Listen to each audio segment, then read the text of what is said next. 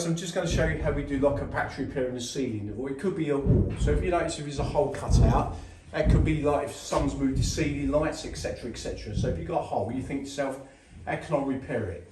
Two ways you can do it. Rather you can cut this back and put it onto the joist, or the next one, you can see there's no joist up there, okay? This is a really, really good way I actually learned many, many years ago, and we still use it today.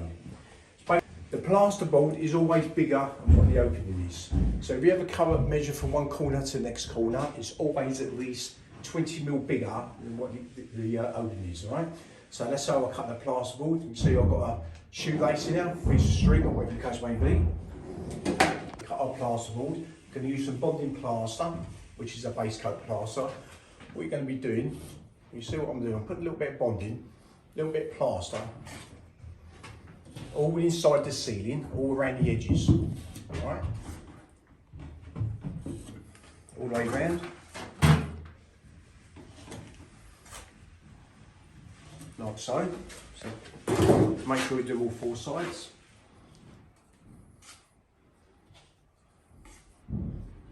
Like so, okay? Once that's done, you put it inside the ceiling, like so. What's going to happen, the plasterboard is going to be sitting on top of the ceiling. See what's happening now, right? Just going to give it a nice little wiggle like so. Once you've done that, what we're going to do then, take a little bit of plaster off like that. Put that all the way around the edges.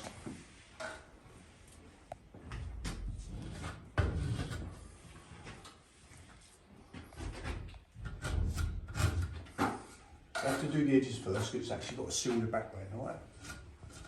And one more like that. Okay, once we've done that, take another bit of plaster off. While you're still holding on to the lace,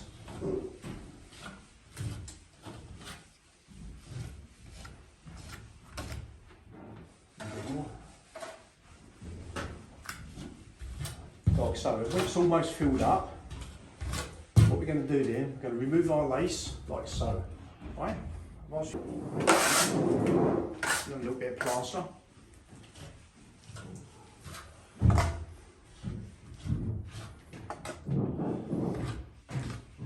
Like so. See what I'm doing? I'm actually overfilling what I actually do need.